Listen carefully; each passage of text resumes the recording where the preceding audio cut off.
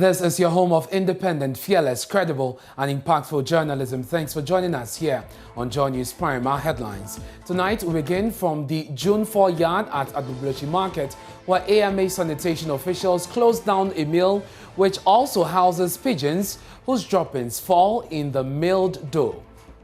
So we'll close you down, you renovate the place nicely before we allow you to operate. Yes, so you remove the head of the so we'll take it to the office. Also, the entire yard where most meals sold in the Central Business District are cooked has also been shut down. Looking at the conditions here, for me, for the first time, I think that there's a need for us to close down the place temporarily for the owner to ensure that they renovate the place. Police in the Ashanti region gunned down 2 suspected armed robbers for allegedly attempting to rob a gold dealer at Manso Dao Sasso in the Amansia South District. This brings to 4 the total number of robbers shot dead within 2 days. Also here on Joy News Prime, minority to file private members' motion to compel government to complete abandoned health projects constructed during the Mahama administration. From here, when we come back from recess, we are going to move what we call the private member motion, and where we must compel the minister to do the needful, for example, operationalizing the facility, we will do so. Joy News Prime is coming to you live from our studios here at Fano Fakukum Lemle Accra. We are on your digital TV because we are free to air. DSTV, Channel 421 and GoTV 144. My name is Ernest Mino. Stay tuned in for details.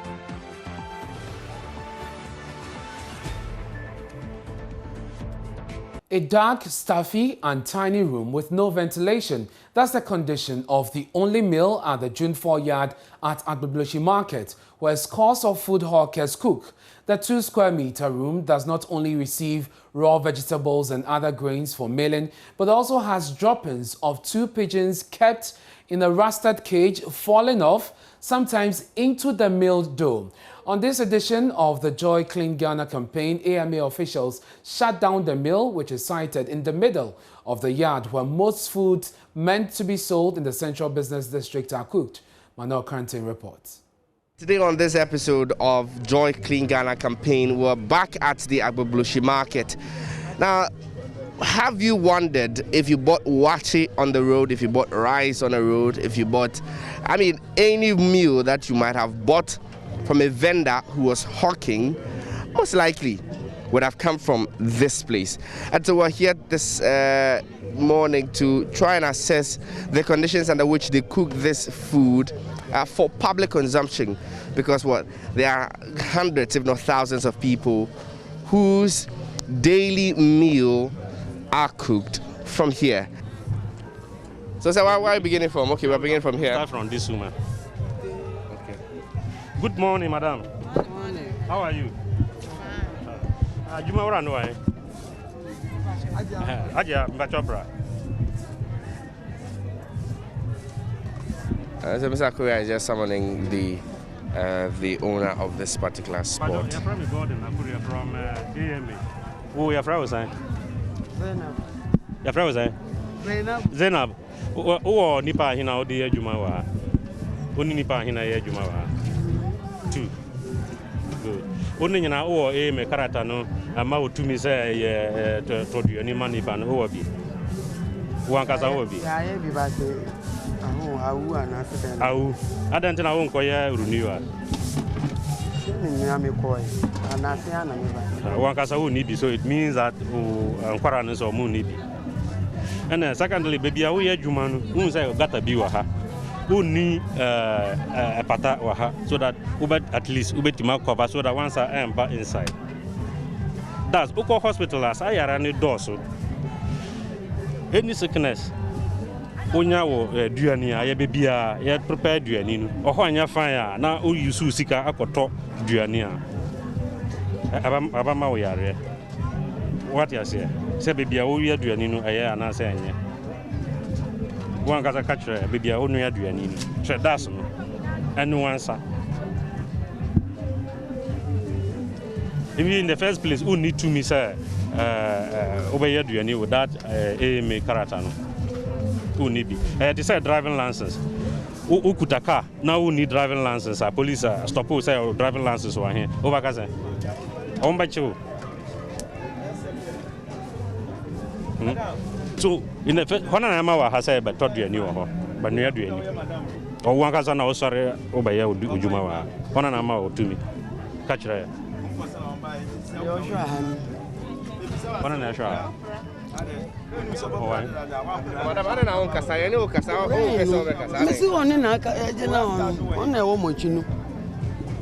Woman way. Man. She's just pointing us to somebody who she says is a caretaker here. I know credit. Yeah, wow, so many years into many Simo Kaya, into Mabakacho or Mose. Fono say, Sisiana, Ghana, I have I know credit, a boy, and nim cat, Koya cat. We know so, baby, own red and so, Yen hot neat, Balmis, a mobile back.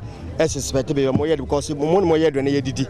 Yes, sir, I didn't know Yare about more until my Baba catch your money now. Beginnings and the Moso Moyede mobile. This is where they mill the tomatoes. The tomatoes, pepper, and yes. We'll come back to this. So we're gonna go and see the mill. So this is a corn mill. This is a tomato mill. How are you? Can you off your machine so that we can talk to you? So what do you do here? Okay, I am done pepper and... Come again? I am pepper and tomatoes. Pepper and tomatoes? Yeah. Yes. What is it? Is it pepper or is tomato? This one is what? The cassava. Cassava? Yeah. Oh, then add cassava to it. It's not only pepper and tomatoes. You are granted cassava at the time of our inspection. Now, look at this place. When was the last time you tidy up this place? You cleaned this place? When was the last time you cleaned here? Tell us. Okay, maybe last week Sunday I cleaned here. Last week Sunday. Yeah. Look at the ground. You're supposed to tile here, do concrete, and tile this place so that the place will be nice.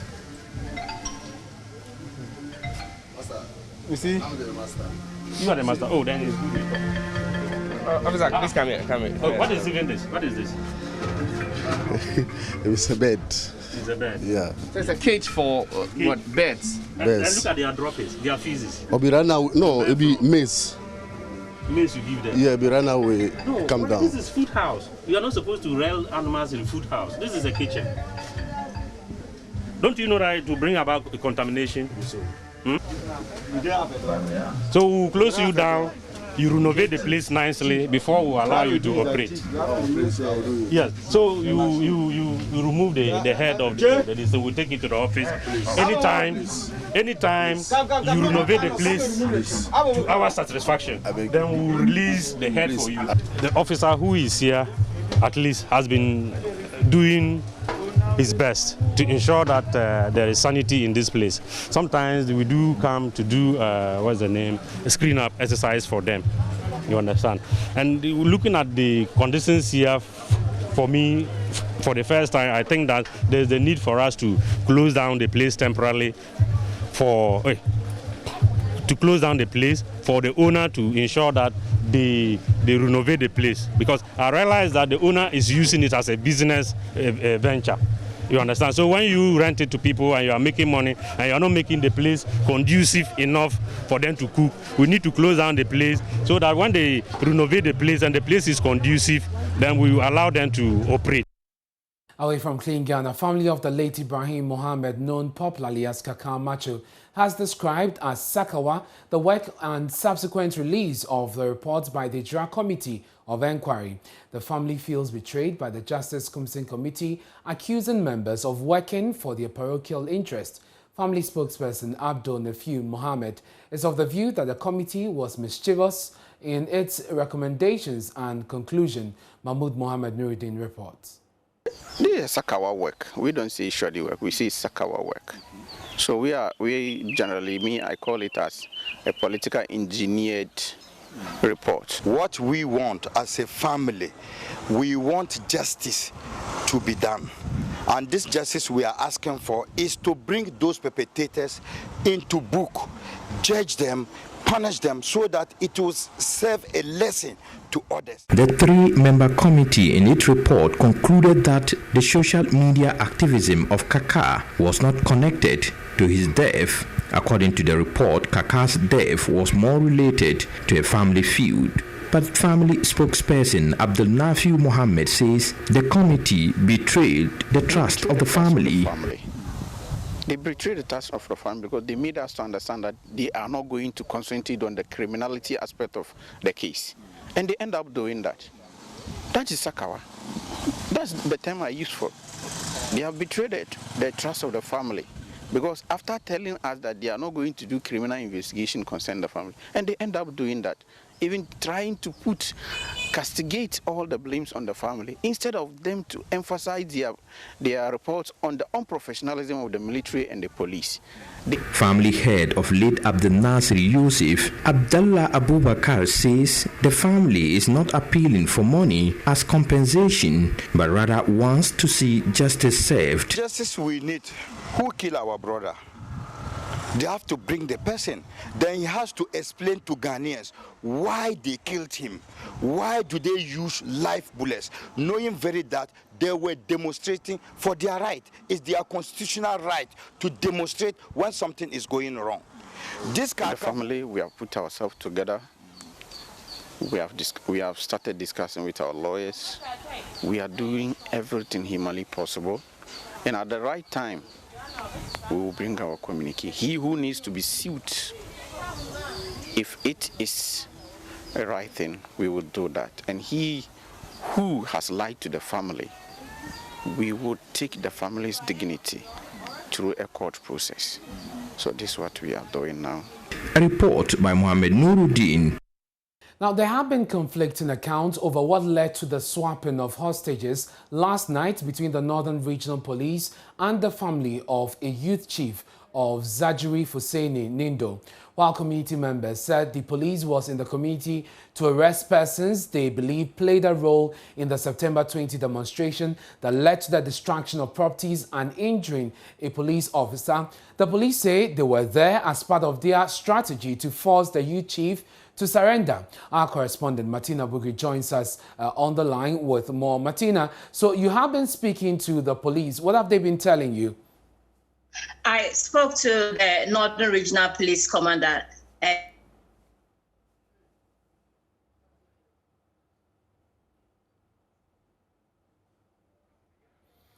We seem to have lost connection to Martina Bugri there. Would re-establish contact with her. Once we have that, we'll bring you the latest from the police and what she's also learning from some of the community members who have been speaking on this incident. So there are two narratives, one from the community and the other from the police. We'll return to that shortly. But the story is that there's been conflicting accounts over what led to the swapping of hostages last night between the Northern Region Police and the family of the youth chief of Zanjuri Fuseni Nindo. While the community members said that the police was in the community to arrest the persons they believe played a role in the September 20 demonstration, you recall led to the destruction of some property and injuring a police officer. The police has a different account. They say this is part of their strategy. Martina, what more have they been telling you as part of the strategy that they talk about? Yes, the police commander said he got a call from the Fuseni Nindo, who is the youth chief of Zayuri, that he was holding somebody hostage, and that person they believe is an informant for the police, and they were going to kill him. Okay. And so, as part of their strategy, they went to the house of Fuseni Nindo and picked his wife and then the two others to the police station to lure him to come out of hiding. He agreed with them, and then they handed over the guy they were keeping with them to one of the chiefs in the metropolis in exchange for his family who was being kept by the police. But when the community members spoke, they said that the police came into the community to Fuseni's house, surrounded the house, and knocked on the door. The wife said he initially said she was not going to open. Then they said it was not she they were looking for, the husband. She said the husband was not around. But they insisted and she opened. After they searched and didn't find the husband, they moved with her to the police station. And she said that whilst at the police station, the police assured her that they were not going to harm her. It is the husband they are after. And once the husband resources, she's allowed to go back. But a former assemblyman said that there was resistance by the youth who said that they were keeping somebody they believe is an informant for the police. Okay. And so there was a bit of exchanges before they were able to whisk that guy out of the community. So these are the two conflicting stories that we are getting on the same issue that happened yesterday. But beyond the issue of resistance, which the assemblyman tells you about, does he corroborate the other things the police give you, the information? The only collaboration we have is that there was an exchange of hostages. Apart from that, they all have different stories to tell. Okay. Martina, bring us up to speed on the Netco incident. What is the latest on that? A video, an audio has surfaced where we are told somebody is threatening that if somebody is arrested in any of the communities, they will pick 2 or 3 Netco staff and kill them. That is the latest that we have on it. But we are told that Netco says its officials will not go into communities and attend to people because they do not know what community members will do to their staff when they go out. And so these are some of the developing issues that are coming up following what happened on the 20th of September. Thank you very much. That's Northern Region correspondent Martina Bugui bringing us developments there on 2 major issues. Away from that, but still on crime, 4 armed robbers shot dead within 2 days. That's the latest, and the latest recorded in an operation at Manso Daosaso in the Amansia South District. The 2 suspected armed robbers allegedly attempted to rob a gold dealer. Another suspect, identified as Abraham Kwesi Tete, has been arrested with 4 others on the run. According to the police, the suspect at about 9 p.m. Friday disarmed the private security guard of his weapon and fired shots into the residence. But the police, based on intelligence, mounted a 24-hour surveillance on the gang and returned fire to protect innocent lives in and around the property. This development comes just 2 days after the police in Accra gunned down 2 robbers at a shaman. The 2, according to the police, also lost their lives at the hospital after sustaining gunshot wounds during the shootout with the police. Let's do some other stories here on Joy News Prime. And the family of Islamic Sheikh arrested in the northern region for suspected links with foreign jihadist movement is demanding his release. The Sheikh Sita Hussein was arrested earlier this month after operatives of national security raided an Arabic learning center he founded at Nambagala near Diari in the Savelugu municipality. In an exclusive interview with Joy News, brother of Sheikh claims that although the suspect are yet to be formally charged, authorities at the national security have denied the families access to them. Ilyasu Tanko has more. For almost a month now, since the arrest of a Burkinabe-born Islamic Sheikh and founder of a madrasa in the remote village of Nambala near Savelugu in the northern region, his family and followers believe the national security has no basis to keep holding him in custody and have been demanding his release. One of them, a direct brother of the Sheikh, Isa Hussein, who was among those arrested during the raid, says his brother is innocent of the charges against him, insisting the security operatives acted upon a fake intelligence.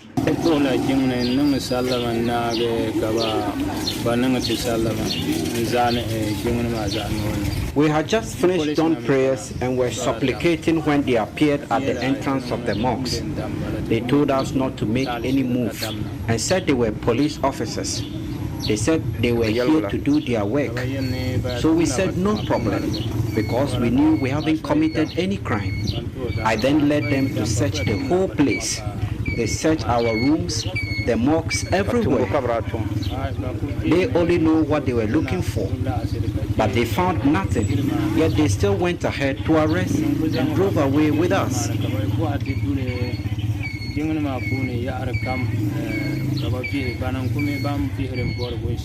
The suspects were quickly airlifted into custody in Accra, but by next day, 27 of them, 2 others were also asked to follow the following day. Isa Hussein, who was specifically part of the 2 released later, recalled while in custody, they were taken through hours of interrogation by several agents of the national security. They questioned us about Sheikh. They asked us where he studied the Quran, where we were born. They also asked our nationality and many other questions. Sources at the National Security had told me the Sheikh and the other were being detained in connection with audio recordings found on their mobile phones. The recordings were forensically believed to be exchanges between the Sheikh and suspected foreign jihadist elements. The National Security, among others, had ordered the shutdown of the madrasa and repatriation of all foreign learners. I asked Hussein the state of the learning center.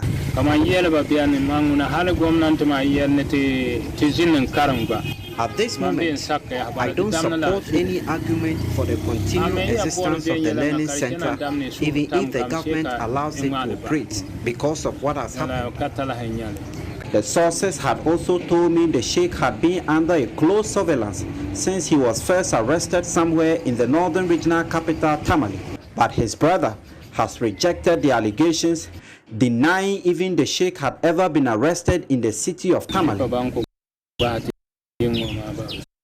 There's a fine line between being mentally sound and mentally ill. Those are the words of the Chief Executive Officer of the Mental Health Authority, Dr. Akwesi Osei, at a dissemination exercise organized by the authority for the mental health policy launch in April this year. The exercise is targeted at assembling various stakeholders on their collective roles and also to understand the importance of their inputs in ensuring smooth implementation of the policy. This policy was developed and launched in April this year, and having launched it, we now want to disseminate. In other words, people who will be party to implementing the policy are being brought together, so you let them know their role that they can play. They are the duty bearers with respect to the implementation of the policy. There are various stakeholders. These include, for instance, Ministry of Finance. Ministry of Finance has a big role to play in terms of ensuring that adequate financial resources are made to the Mental Health Authority. If the Mental Health Authority has adequate funding, then it can also fund out, give some to other stakeholders who will require to implement. Other stakeholders who will be implementing include the local government. Local government, for instance, the mental health law mandates them to be responsible for patients with severe illnesses on the streets that you may call vagrants. If you go to the cities, the towns, the villages, persons with mental illnesses are roaming about naked, unkempt, dirty, nowhere to sleep. And these are kith and kin, our own people. And their talents, as we all have, are locked up in them. And if we got them treated and we freed the talents, I keep saying one of them might have the solution to our economic problems as a country. So it is our responsibility to make sure that they are all taken care of. So local government has a big role to play in that matter. Gender ministry, is a ministry not only for gender and children, but also for social protection and the vulnerable. So mentally ill persons are vulnerable in the society who are required to be protected by all of us. So gender ministry is a ministry that leads in that social protection. So they have a big role to play in terms of the implementation of this policy. Again, they have responsibility for LEAP. Persons with mental illness also fall under LEAP, and we need to make sure that they are covered. Dr. Akwesi Osei has also been speaking about the high incidence of suicide. There's another issue of high cases of suicide and attempted suicide. We want people to understand that, yes, you can be having challenges of any kind. If you realize that you are not as you used to be a few days ago, 3-4 days ago, now you cannot sleep well, you realize you are not as happy as you used to be, you sleep very little, you wake up, you feel like the world has come to an end, everything looks gloomy. You are having depression, which can lead to attempted suicide. Please seek help. If you also know somebody who's going through this, like he wakes up in the morning, he puts a chin in the arm, in the palm, and somebody may even say, I want to die. Don't take it lightly. Let's help ourselves so that we can reduce this incidence. The Chief Director at the Ministry of Health, Kwabena Boadu Oku Afari, highlighted efforts by the ministry to contribute to mental health care in the country. He explained that the 2 new psychiatric hospitals are under construction under the government Agenda 111 initiative. He further added that government will ensure that all regional hospitals have psychiatry wings in order to improve psychiatric care. We are trying to improve infrastructure in the health sector in general. And this has actually culminated in the creation of an infrastructure division within the Ministry of Health. We talked about Agenda 111 and indicated that specifically for mental health, there are 2 new psychiatric hospitals that are being built. And one will be in the middle belt, another one will be in the northern belt. The northern belt will be somewhere around Tamale, and the middle belt one will be somewhere close to Kumasi, so that people will not have to travel all the way from the north or the middle belt to come to Accra, because as at now, all the infrastructure, all the hospitals for psychiatry are located in the coastal belt. And I will say that very close to Accra, around Accra, we have Accra Psychiatric Hospital, we have Pantan Hospital, and the other one is Ankafo. We are also trying to ensure that all the regional hospitals will have psychiatry wings. Now, currently, there are at least 3 of them, Koforidua, Ho, and I think Cape Coast, which have psychiatry hospitals integrated into the functions of the regional hospitals. And as we go forward, we believe that infrastructure will be improved in such a way that all the district hospitals will also have psychiatry wings in order to improve upon psychiatry care. You're watching Joy News Prime with me, Ernest Menu. Still to come, minority to file private members' motion to compel government to complete abandoned health projects constructed during the Mahama administration. From here, when we come back from recess, we are going to move what we call the private member motion, and where we must compel the minister to do the needful, for example, operationalizing the facility, we will do so. It's now time for business. I'm Charles Aite. Some oil marketing companies have started adjusting their fuel prices upwards at the pumps. One of the market leaders, Shell, has taken the lead and is now selling a liter of petrol and diesel at 6 cedis 52 pesos. Sources say the increase has been influenced by rising prices of finished petroleum products on the international market. Well, Joy Business is also learning that Shell decided to review its prices this time because it did not adjust prices during the last pricing window, though its competitor Total did that.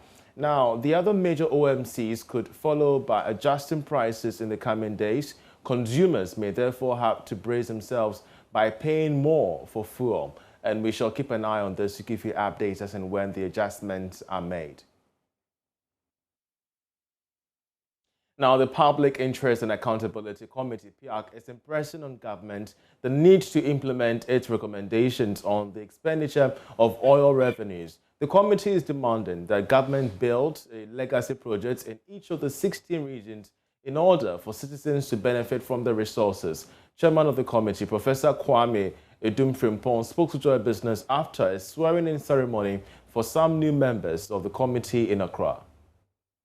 2020 report, he recommended that the government should have at least 1 or 2 legacy properties that we can pinpoint, if possible, in all regions. Pinpoint that this legacy or this property is from petroleum revenue. At times, you use the petroleum revenue to do a lot of things, but it's difficult to identify or pinpoint that is from. So a lot of people talk, we are having more oil, we are having this, we are having this. You don't know how they are using them. So at least if those things are there, they can point it out and then let the citizens or the public know that this comes from the petroleum revenue. That's one recommendation. And also explain that the thinly properties, you have to seize it. Because at times you go to a region, then borehole, small ones, and then the following year it's not there again. The roads, the way some are constructed, you go there, the following year it's not there again. So that's why we are agitating that petroleum revenue should have legacy properties. We can point it out that this is coming from petroleum revenue. Now, despite predictions that remittance inflows to Africa would suffer as a result of COVID, the story about Ghana proved otherwise as the country continues to witness significant growth. For instance, the fastest growing Ghanaian fintech, ZPay, managed to grow its business by 146% in compound annual growth within the market in which it operates. The managing director, Andrew Tichi Apia, spoke to Joy Business at the company's 2021 annual general meeting, where it declared dividend payment for last year. It was a good year for us. We had a few challenges at the first quarter, partly because of Brexit, which affected obviously our European operations, and then of course the local challenges in itself, and then the pandemic itself. But I think we, month on month, year on year, we merged well. We finished at 146% growth, cumulative average growth rate, which is quite relevant for a fintech. We closed the year with an annual profit of, I think, 4.2 million. This is after tax. In terms of revenues were in excess of 16 million.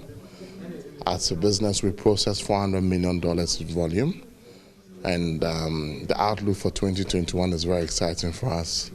We brought on new shareholders, so we've got IMP, which is a French private equity investor. And then, of course, we brought on Good Soil as well through a vehicle of theirs. So it's exciting. I'm even more excited about the fact that we've closed our Series 8.0, and we're looking to close our Series 8.5 by the end of the year, which will scale us into our global operations on the continent and also in the Caribbean. In terms of earnings per share moved from 4 cities to 40 cities, which is also very relevant. But of course, if you look at our growth year on year, on average, we grow about 150–140%. Well, that'll be all for this segment of business. We have sports coming up to stay. Many thanks for staying with us. Time to bring you sport. I am Hans Mensah, and the Ghanaian side, Hazakes ladies, they've been drawn in Group A of the CAF Women's Champions League alongside host Wadi Degla of Egypt. The Ghana Women's Premier League champions qualified for the competition as winners of the Wafu Zone B by beating Nigerian side Rivers Angels in the final. At the draw held at CAF's headquarters today, Hazakes ladies were pitted against host Wadi Degla of Egypt and Malian champions AS Monday. And you see on your screen there the groups. So Wadi Degla of Egypt, AS Monday of Mali, Malabo Kings of Equatorial Guinea, and Hazakes FC, Hazakes Ladies FC of Ghana. So that is for Group A. Group B has Vihiga Queens FC of Kenya, Rivers Angels of Nigeria, Asfa FC of Morocco, and Mamelodi Sundowns FC of South Africa. The tournament will be hosted in Cairo between the 5th and the 19th of November. And head coach of Hazakes Ladies, Yusuf Basigi, has been reacting to the draw. Draw, I wouldn't say it's okay because there is no mean club that is playing for the competition. Okay. These are all champions that are going to meet. Okay. So for me, I would term it as a tough group because I need to respect my opponents as well. So I regard all of them as a very good side. So it's a top group. Well, for now, I don't know any of them. Okay. I'm yet to know them because now that the draw has come, because I couldn't have gone through to search for any of them until this draw. Okay. So now that the draw is out, now I have to know who are my opponents and how do they play. Okay, sure. we are going to impress Ghanaians who live up to expectation. And for that matter, all of us are going with one mode. All the 8 class are meeting there with one mode. The ultimate. Yeah. So we are all going with the ultimate, but it's too early for one to say that, I'm going to win the trophy, because we have not even been in the competition yet. Okay. But to impress means that we are going to make an impact. Yeah.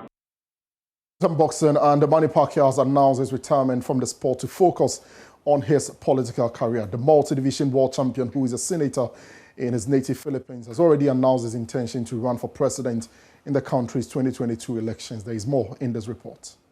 The 42-year-old's final fight was a defeat by Cuba's Jordanis Ugas in Las Vegas last month. In a video posted on social media, Pacquiao described retiring as the hardest decision of his life. Ardent boxing had given him the chance to fight his way out of poverty and the courage to change more lives. He also thanked his fans, friends, and all those who supported him throughout his career, most notably long-time trainer Freddie Roach, who he described as his family, a brother and a friend. After growing up in poverty in the south of Philippines, Pacquiao moved to the capital Manila as a teenager to start a boxing career that will make him one of the most highly paid athletes. He won his first major title in 1998 at the age of 19, defeating Thailand's Chatsai Sasaku for the WBC flyweight title.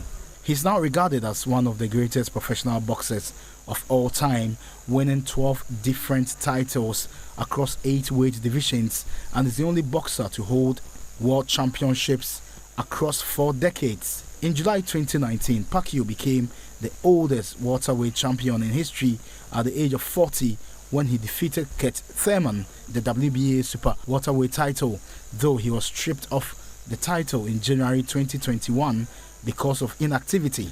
He retires with a record of 62 wins, 8 defeats and 2 draws. Pacquiao entered politics in 2010 when he won a seat in the lower house of the Philippines Congress before being elected for a 6-year term in the upper chamber in 2016. He confirmed earlier this month his intention to run for president after he was nominated as a candidate by a faction of the ruling party, PDP Laban. And that's it for this installment. More sports later in the bulletin.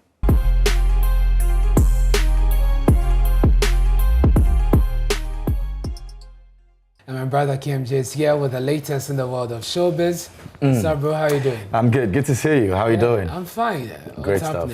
Yeah, a lot's happening in the team industry. I mean, we have Jemai coming to town. We also have the likes of Kujo Enchi and Bessa Simons all speaking on our later legend, Nanam Pedu. Yeah. Let's start with Jemai. So he's coming to premiere a movie, I'm told. Yeah, this weekend he's got something that he's doing. I mean, he's gone to other places to premiere it, and he's finally coming to Ghana. So we have that exclusive that we'll be doing on all our channels tomorrow with him, from Joy News to Joy Prime to Hits FM to Joy FM to all the channels, and he's excited about it. So he landed this afternoon, and we're at the airport to meet him, and he has a few words to share with us. So here's what Jamaica when we met him at the airport.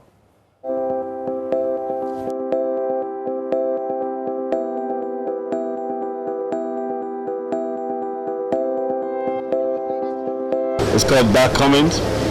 It's a film, I think, that bridges the millennia, as well as everybody from every creed, religion, class, and affiliation.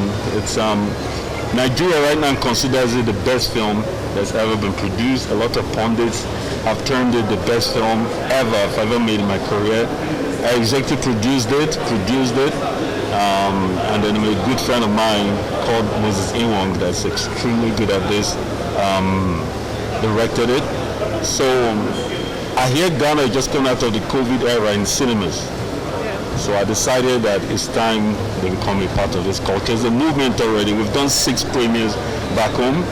So we thought, let's do Ghana before we begin to go to Amsterdam, we have Amsterdam, London, Houston, and Paris. So this is the last African touch before we go. Ghana is a place I've lived in. Some of my best friends are here. I'm not just coming to visit, I'm coming home. So, I mean, this is home for me,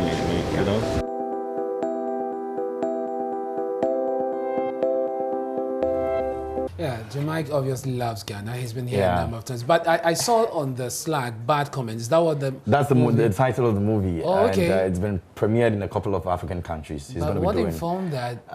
You remember that recently he went to a radio station where one guy, he's also an actor, who commented bad about him on social media. He called out to him in the radio station and said, you know what? If you did it on social media, I'm going to beat you here. Yeah. And so bad comments actually speaks about, you know, some of the things that people say about it, so they can't say to you in the face when they meet you. So we're hoping that, you know. And more tributes are pouring in for the late Nana Mpedu. And you know that a lot of people really learned a lot from him, including Kojo Entry. Kojo Entry has spoken about it.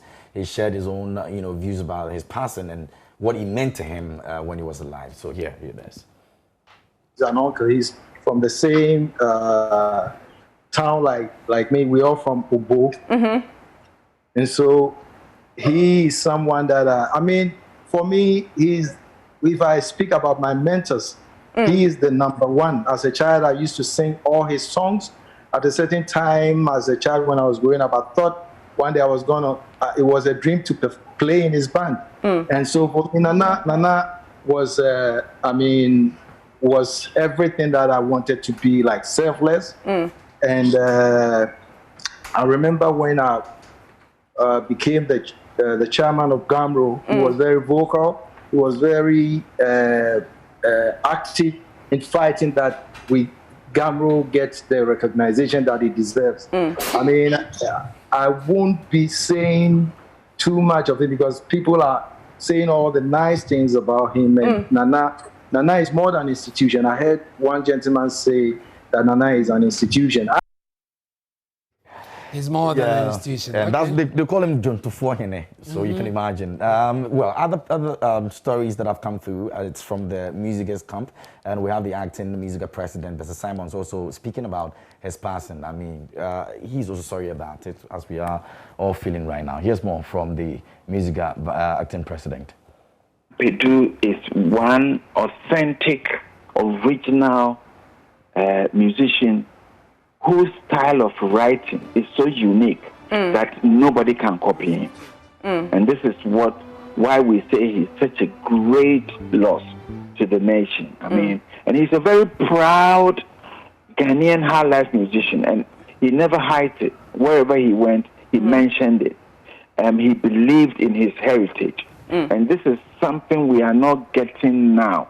And for those of us who were close to him and forever listening to his advice, he always told us to believe in our high life music and be proud of it, because nobody can do it better than us from Ghana who have listened to this music from birth.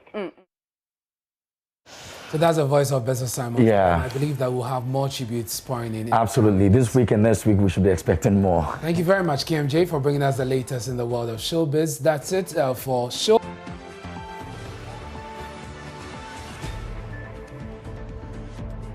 The minority in Parliament has served notice it will file a motion to compel government to complete all abandoned health projects initiated during the S1 Mahama administration. An unannounced visit by the minority members on the Health Committee established that work on some 5 major hospitals, including a 500-bed Afari Hospital and the 120-bed Fomena District Hospital, have stalled. The revelation is contrary to claims by the Health Minister, Kwekwachi Mamenu, that works are ongoing at the various health facilities started under the Mahama administration. My colleague Kwesi Parker-Wilson traveled with the minority on their tour and has come through with this report. The first port of call was Kumeu in the Setre Afram Plains district of the Ashanti region. Ranking on the health committee, Kobnaminta Kando, leading the delegation, paid a courtesy call on the Kumeu Manhening, Bayama Safo Chunabwakodia. The paramount chief, in welcoming the delegation, lamented the delay of the project, which he said is impeding the development of the area. Toya wasi guzo omuguzo omutwen zaban ediska abeba enti mobai na no zo beboa se monfa manuntum na monsra ban mame monfa to ban ni mam na aban mra anasa ban sika so wode ba no ɔde ama contractor na atumi abɛwie adwuma no ama yɛ hospital deɛ me adwuma no nti I'm so passionate about it. Eba ma aha nyina pagya preference ni nyina bɛba ha abɛgye ayaresa ne ade because specialties nyina bɛba adwuma bɛba bibia ɔsɛ apɔmudi and socio-economic activities ni ade nyina bɛkɔ. The NPs then journeyed to the project site to ascertain the facts on the ground. The project, which is estimated about 60 to 65 complete, has not seen any facelift since it stalled in 2017. While some of the weeds are competing with the height of the projects, some are also sprouting in some of the rooms. According to Minta Kando, the situation was no different when the minority visited the facility some 2 years ago. He accused President Akufo-Addo of being insensitive to the health needs of the people within the catchment area. We are paying interest on the loan that was contracted for this purpose. Meanwhile, the good people of this country, especially those in the catchment area, have not benefited from this project. We will not allow this old man to misuse the resources of this country. It's quite pathetic. The situation at Fomana in the Adansin North District of the Ashanti region was virtually the same.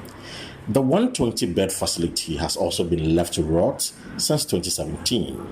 The only activity there was some workers clearing some of the outgrown weeds.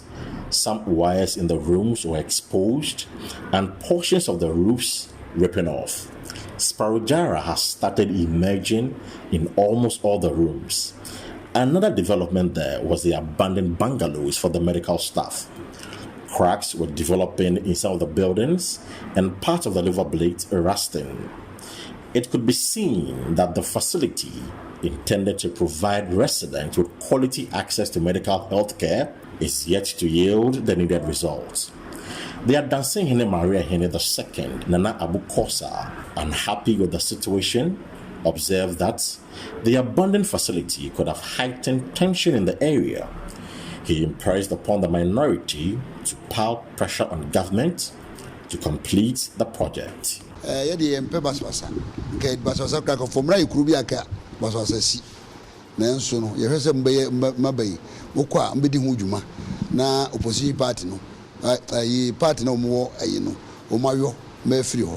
the yet to be completed 500-bed Afari Military Hospital in the Ashanti region, there was a near chaos between the minority caucus and some armed military men detailed to provide security at the facility.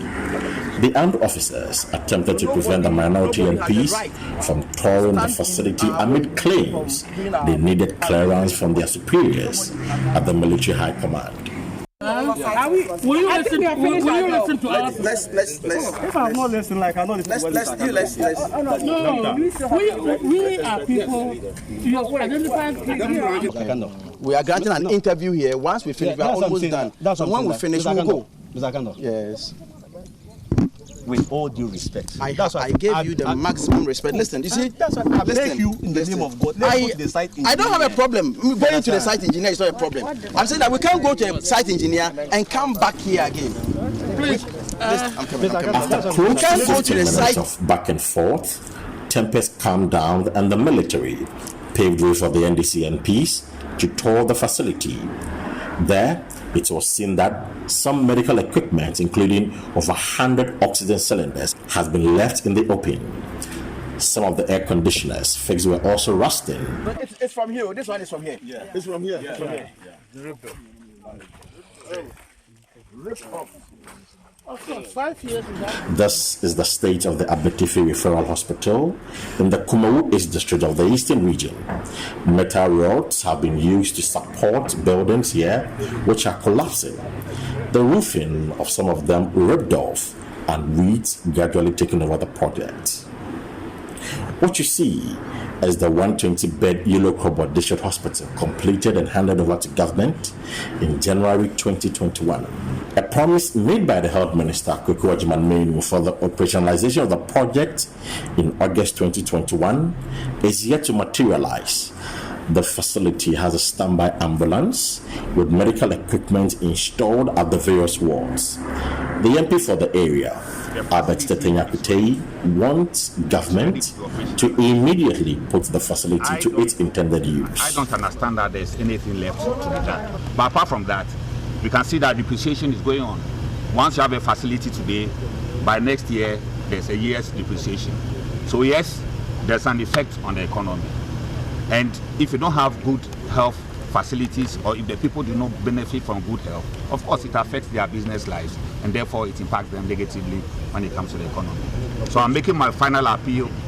I'm calling on His Excellency Nana Akufo-Addo. I'm calling on the Health Minister. I want to remind the Health Minister that we had a conversation on this, and up to now, nothing has happened. Ranking on the Health Committee, Governor Kando observed that the minority will hold accountable government officials who have played various roles over the abandoned projects. From here, when we come back from recess, we are going to move what we call the private member motion, and where we must compel the minister to do the needful, for example, operationalizing the facility. We will do so. Where we need to compel the minister or the president or the government to complete the abandoned projects, we will do so. So we will not relax. It is unclear when government will complete this health project. Until then, residents in these catchment areas will have to trek 7 hours to seek medical care. For Joy News, I am Chrissy Parker-Wilson. It is illegal for commercial drivers to pick up passengers along the motorway, but that has not stopped trotro drivers from turning the Manet Junction stretch of the motorway into an illegal station. Kwejo is one of these drivers. He knows he is breaking the law, but as he explains to Joy SMS host Kojo Yankson, he takes the risk to make a living.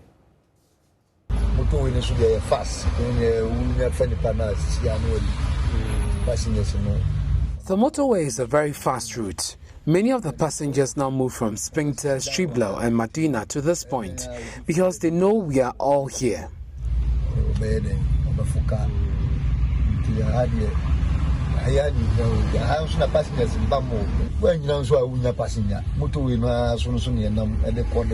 And now there are many homes along this stretch, so definitely you'd have someone stop by. The police do arrest us. Some will also take something and let us go.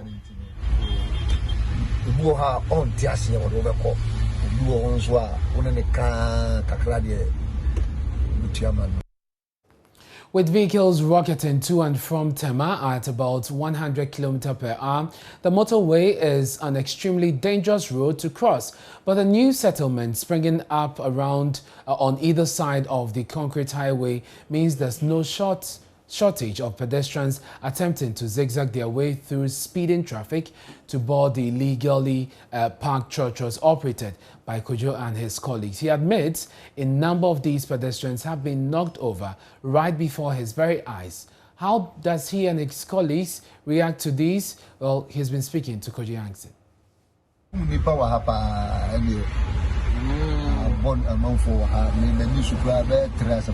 Many pedestrians are knocked down. That is true. And once there's an accident, we flee. Otherwise, you'd be in trouble when the police arrives.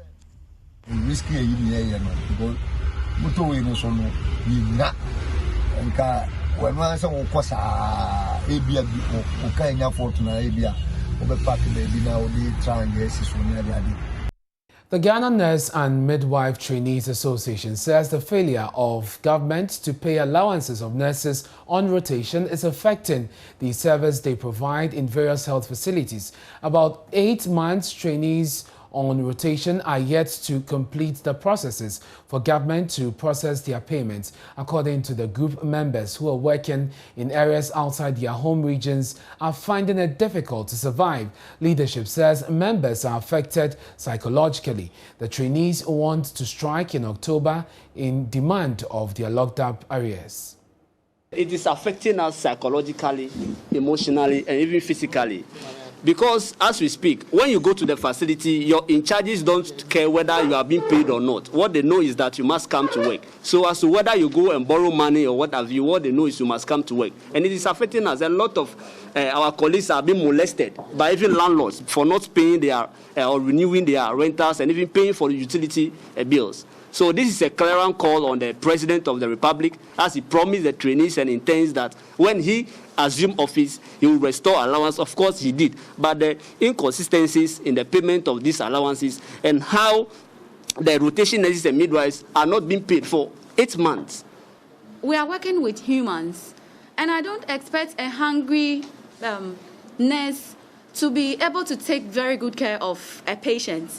When you are hungry, how do you even become strong enough to stand by a patient to take care? It involves a lot. We are crying upon these things to the government that he should pay the rotational allowances. At least, for how long can you borrow money to take care of yourself to be able to go to work? Rotation is not like when you're in school and then you're going for clinicals that you can choose the site that you want. It is the stakeholder in charge that puts you to where the stakeholder wants. So you can be from the Ashanti region and be posted to the northern region. And then when you go, you have to rent. You have to feed yourself and stuff. So how do you do all these things without money? Meanwhile, the group is requesting 2019 graduates from nursing training colleges are posted. Godfred Entry is Press and Information Secretary. To bring to the government is the 2019 batch of nurses that are at home. We are out to the government to post them so that the margin of nurse-patient ratio would be closed. These are our problems. We are bringing them to the government. We are bringing them to the people of Ghana so that it can be addressed. The Ghana Police Service, as part of efforts to enhance development in IT, has refurbished the National Police Training School IT classrooms and the Police Academy IT laboratory. The project, which was funded by the German Federal Foreign Office, is among many others under the police program to build and strengthen police structures in selected partner countries in Africa. At a handover ceremony on Tuesday, Director General of Legal and Prosecution Department, COP Nathan Boache, expressed gratitude to the German Embassy for funding the initiative. Today is another milestone in our relationship. It is instructive to know that ICT is the drive of development in this era. Therefore, the police administration is pleased that we have gathered here today to witness the official handover of two refurbished IT-equipped classrooms for the training of recruits in ICT and equipped computer lab at Training Academy for training of our would-be police officers.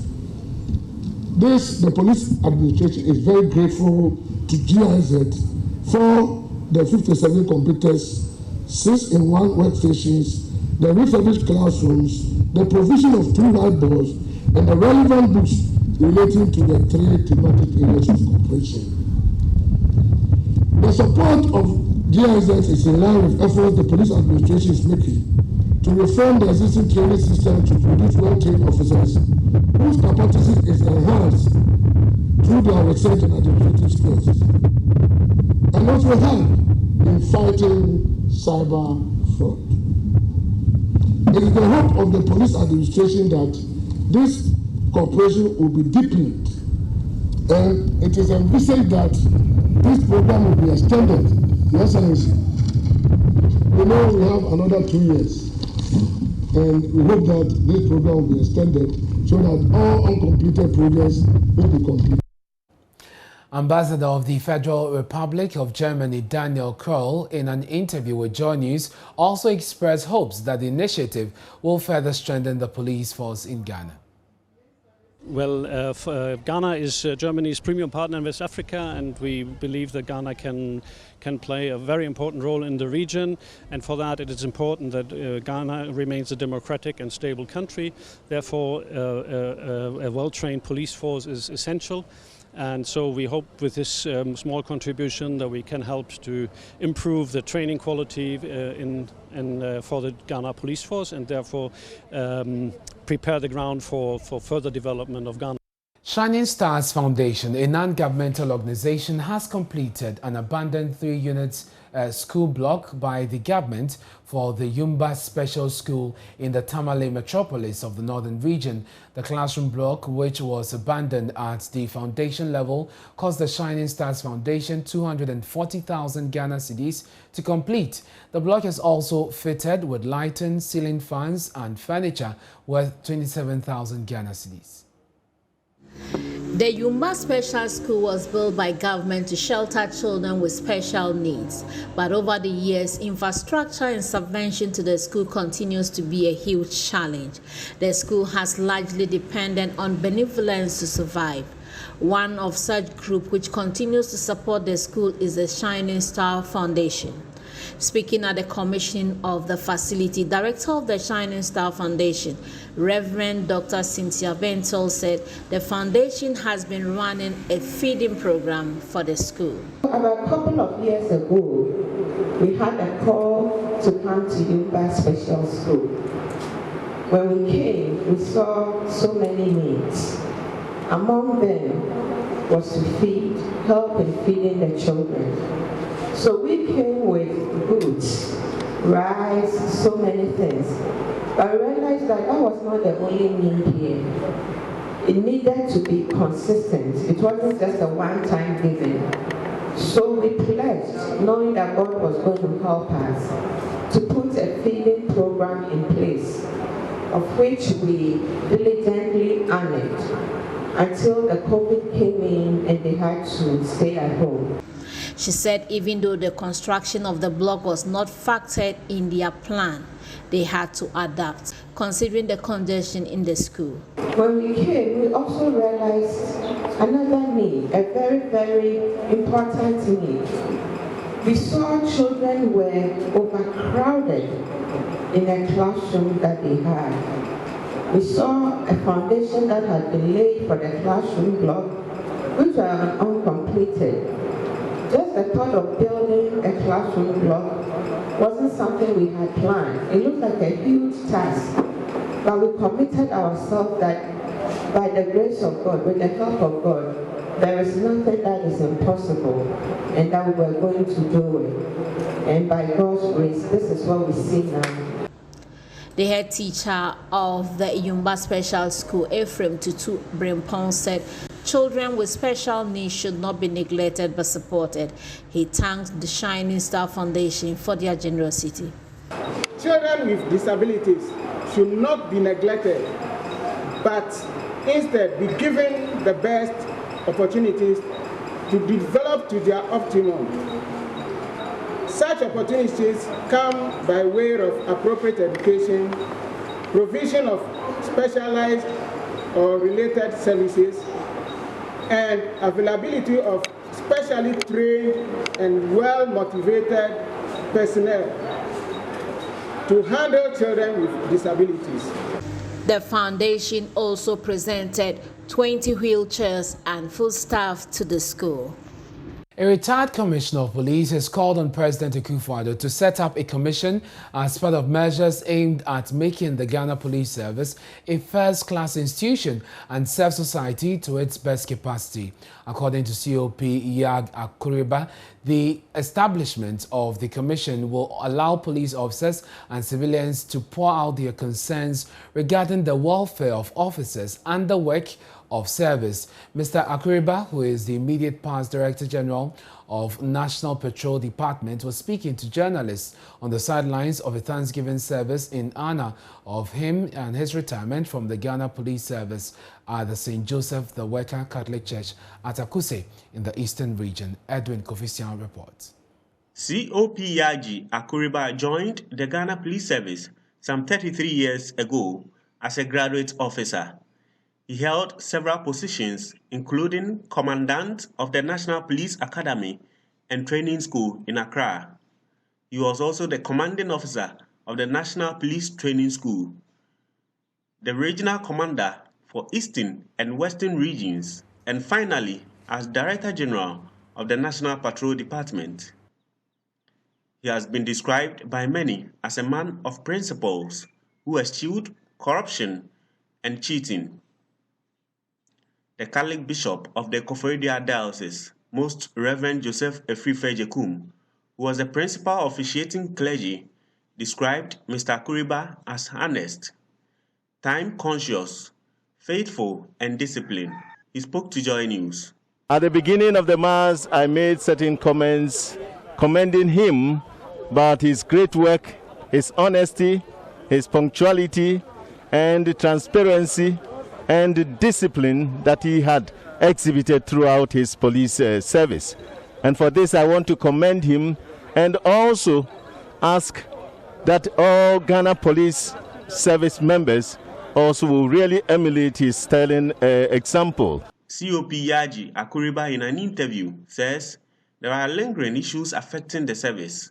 He therefore called on the president to set up a commission to look into concerns of serving officers and the public at large. I said if you want the Ghana Police Service to be a first-class police and also serve the communities, then the president should establish a presidential commission, just like President Obama did. When he came, there were so many issues about Ghana, the American police. He established a presidential commission on police. And that commission, everybody will come and talk. Constables who have certain things in them that they cannot voice out, civilians who have had issues that they cannot voice out, they will all come. Sometimes this commission will sit in camera, then they will know what really happens in the police service. As a member of the Cause 27 group, COP Akuriba was joined by some of his mates, including retired COPs Prosper Aglo, Beatrice Veep Sanzeru, and COP Charles Toko. The mass service was also attended by members of the Police Management Board, led by Director General in charge of administration, COP Christian Teteyohunu, who also represented the acting IGP. For Joy News, Edwin Kofisian Akusi. The Ministry of Education says it is keen on investing in STEM education to reduce unemployment and poverty in the country. Speaking at the launch of the National Education Week in Accra, Deputy Education Minister Gifty Chumampofo indicated that the ministry will ensure effective collaboration with the private sector to achieve that goal. This morning, the following report. This time around, we're collaborating better with academia as well as industry.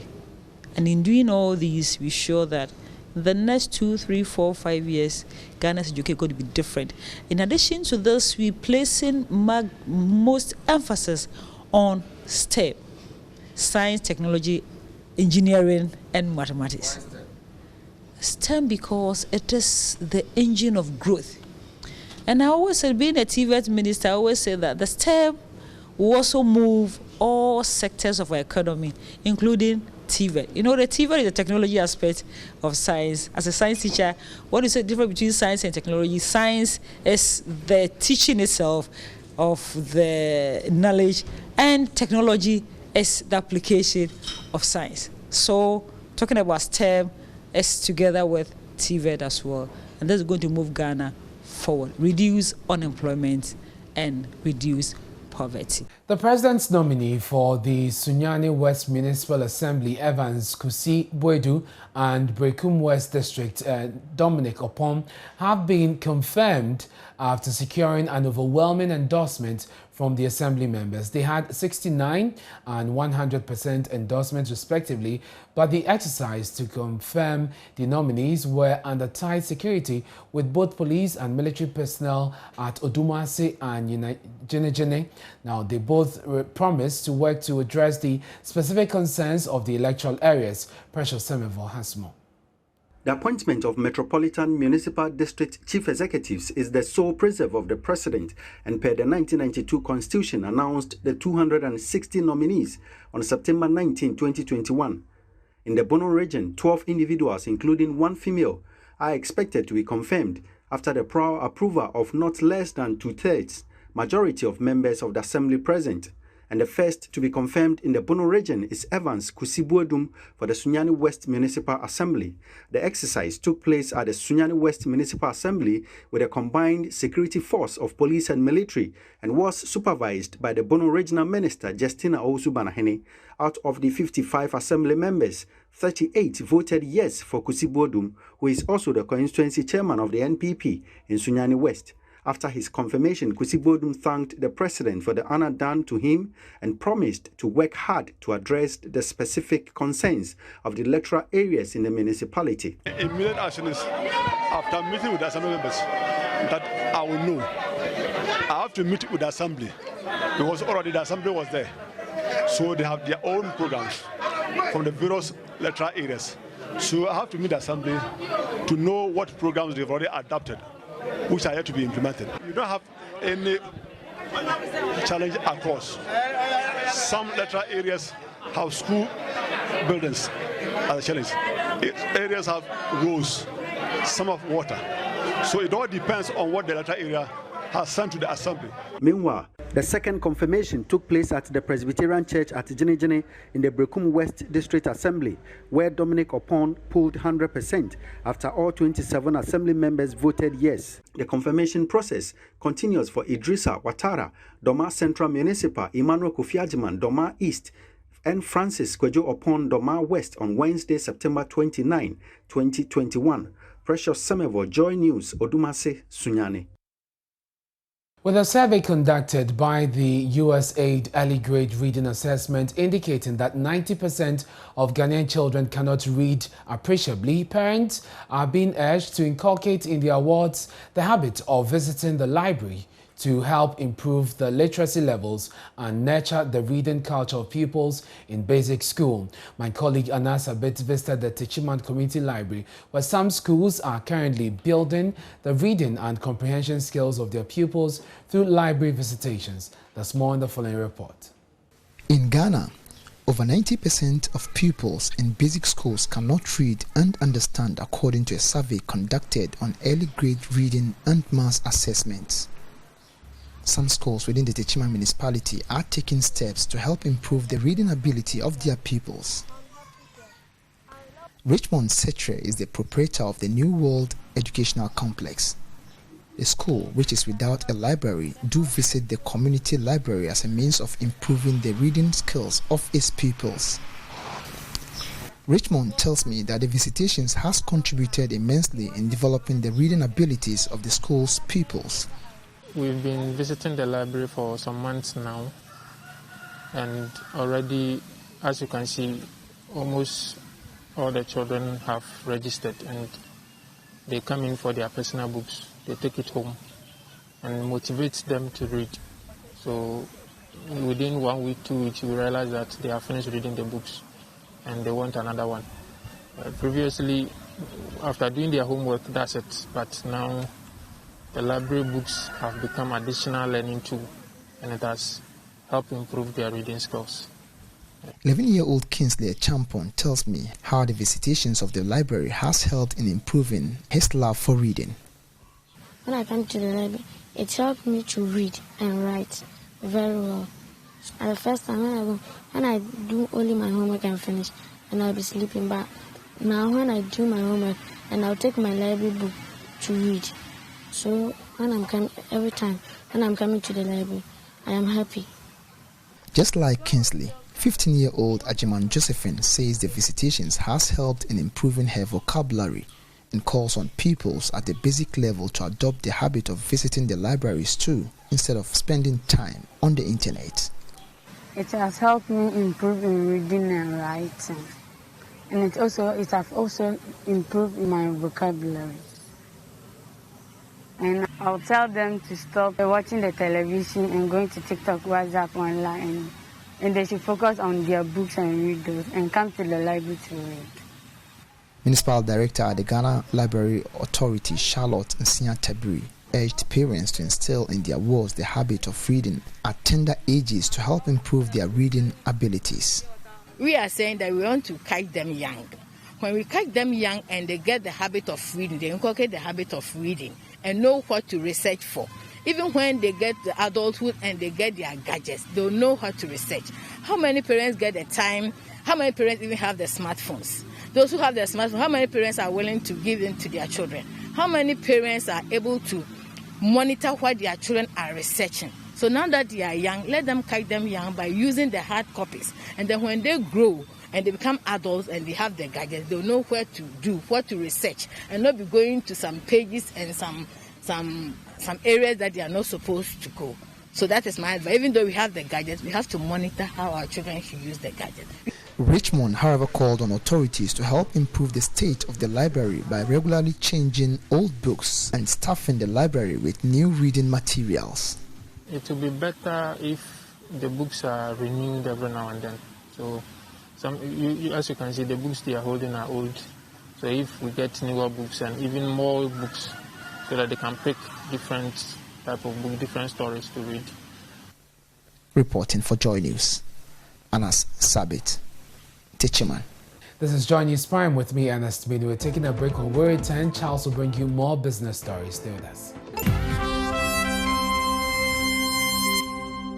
And in business, the newly constituted board of the Public Procurement Authority has vowed to strictly abide by all conditions required for the procurement process under the single source. This assurance follows many reported infractions of procurement process by the state through single sourcing at various agencies in Ghana. Speaking after a short ceremony to inaugurate the new board of the Public Procurement Authority, the board chairman, Professor Ameya Ekomfi, assured that although the process is not a bad one, the board will insist that all conditions are met. Sourced procurement has always been described as a window for corruption in the public sector. The newly constituted board for the Public Procurement Authority is therefore promising to work diligently with other related agencies to ensure that the required processes are carried through before approving any single-sourced project. Board Chairman Professor Ameya Ekomfi believes the practice helps in many emergency cases but will be strict on the requirement. Originally procured from Ghana, whatever company, and it breaks down. The only logical source to go to is that company that supplied it originally. So when you approach it that way, that will be single sourcing. So, and if there is an emergency that will have to be tackled, and you know a supplier who is immediately available, that may be the supplier that you go to. So there is no myth around it. It's just that, again, you have situations where people try to cut corners. That ought to be avoided. We have to make sure that the conditions are met. And we're going to insist on that. We're going to insist on that. Deputy Minister for Finance, John Kuma, who sworn in the board, charged the committee to ensure that public procurements are carried out in a fair and transparent manner. By way of its object, the PPA is expected to harmonize the processes of public procurement in the public service to secure a judicious, economic, and efficient use of state resources in public procurement and ensure that public procurement is carried out in a fair, transparent, and non-discriminatory, environmentally and socially sustainable manner. The 9-member board is mandated to ensure a smooth operation of the authority in supporting procurement processes for government.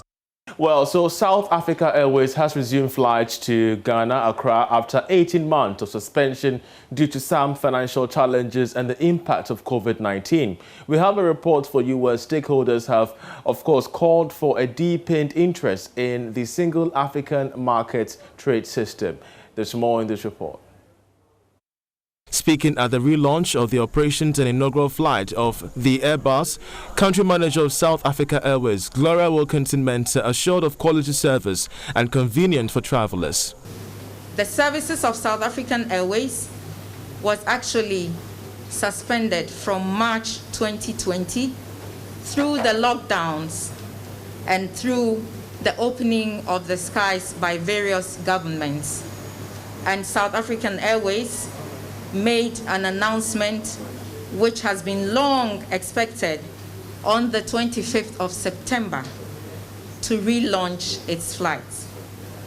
on the 25th of August to relaunch its flights. The South African High Commissioner to Ghana expressed readiness of South Africa Airways as a strategic route to complement the African Continental Free Trade Area. The strategy is to achieve and maintain financial sustainability, strengthen our balance sheets, support South Africa's national development agenda through transformation, job creation, and connecting South Africa to trade and tourism partners. The resumption of flights, this is the inaugural flight of South African Airways, and it's very much pivotal, especially when it's coming on board of the Continental Free Trade Agreement area, the rerouting of flights from South Africa to Ghana, and of course in West Africa. They are hopeful of increased margins, and they are hopeful of boosted profits demand despite the challenges of the past. I'm Charles Aita reporting for Joy Business. We now go to Kumasi, where congestion at the Dr. Mensah station there is leading to an increasing spate of accidents. Hawking on pavement and parts of streets in the area obstructs vehicular and pedestrian movement. The obstruction to vehicular movement is a major challenge to motorists as the traders consistently defy orders to leave the unauthorized trading spaces. We have more in this report. I am here at the Central Business District, precisely Dr. Mensah, and this place is very congested. There's no leeway for passerbys or pedestrians to even walk, as traders have occupied the walkways up to even the street itself, causing traffic, and the stench here is just unbearable. The Dr. Mensah station was originally designed as a lorry terminal. Over the years, hawkers and traders have turned the area into a market. Traders relocated from the Kumasi Central Market to pave way for the market reconstruction project have refused to move to their new designated markets. A number of them are occupying pavement and streets. Samuel Opoku, a station master, bemoans the discomfort for drivers. The market women have blocked the roads. Our cars are unable to move. Some say they pay taxes to authorities, hence their unwillingness to relocate.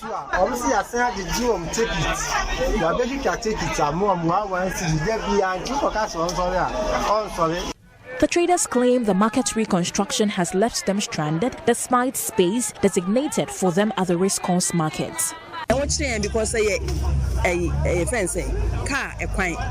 This place is not comfortable nor safe for us. Vehicles knock us down.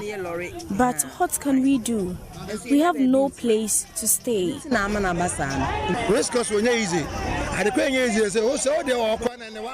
The race course market is not the best place for us. The authorities can allot a land to several traders. Checks indicate the Dr. Mensah station is recording incidents of accidents due to the congestion. Currently, there is little space for vehicles and pedestrians to commute. A car ran over someone's foot a few minutes ago. The case is at the police station.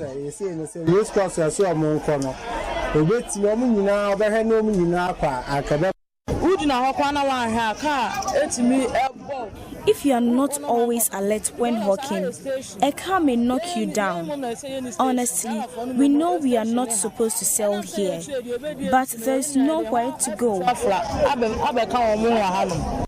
The situation has affected the sales of traders.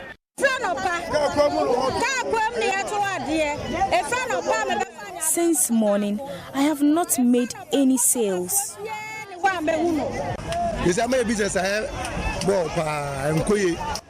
Sometimes I live here with no sales for the day.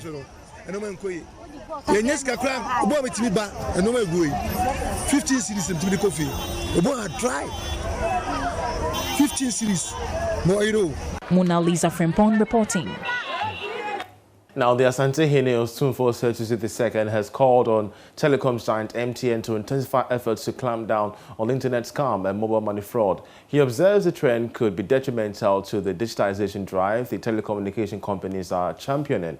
The Asante-Hene said this when the management of MTN paid a courtesy call on him at Menchia Palace. There is more in this report. The leadership of telecommunications giant MTN paid a courtesy call on the Asante-Hene as part of its 25th year anniversary. The Asante-Hene commended MTN for their contribution to digitization in the country and admonished them to strengthen their efforts to address the incidents of fraud.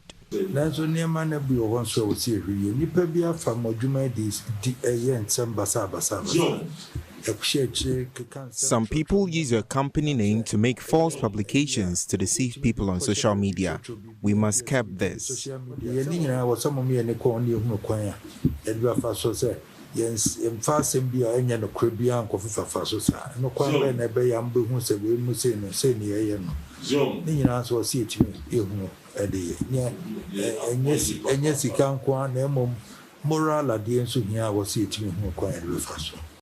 He says the influence of fast internet is key to smooth business operations in the new digital era.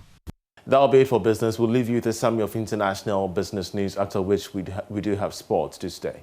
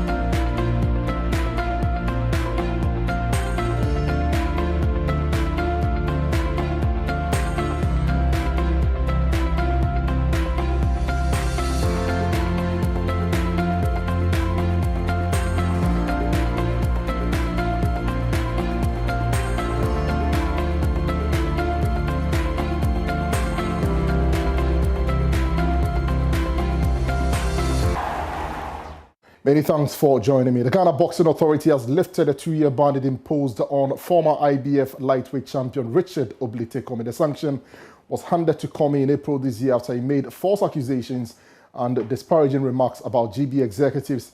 In a TV interview by the newly constituted GB Executive Board took a decision to pardon the boxer following weeks of meeting to review the suspension handed Komi 6 months ago. Speaking on Joy Sports today, boxing expert Nathaniel Lato has, however, charged the Ghana Boxing Authority to crack the whip when boxers go astray. Expect the GBA to be striking that disciplinary rod because, I mean, whether or not it affects the boxer, it sends a certain clear message to all licensees of the Ghana Boxing Authority that we are within a body that operates with rules and regulations and operates under a certain framework. And therefore, if any boxer falls foul of these rules and regulations, they are surely going to face sanctions. And so for me, it is important that when boxers go wrong, the sanctions are applied. You realize that in this case, the wise counsel or the intervention of the government chair, Ni Takiteku Chu II, was sought. And because of that, it was expected that the GBA would back down. But of course, the GBA also bases its argument on the fact that when Komi issued that apology, it did not sound remorseful enough because it still had some innuendos in there, it still had some sarcasm in there, and you could not exactly feel that sense of regret in his voice and in his tone. and because of that decided to go ahead with the ban. Look, Gary, you and I are Ghans. We come from the southern part of Ghana, and we give a lot of reverence to our traditional rulers. And therefore, if there's a sanctioning body that is operating within this area where the overlord says, my sons, you let it go, we have to let it go. But you have to realize that once the GBA doesn't let it go, then there is a problem.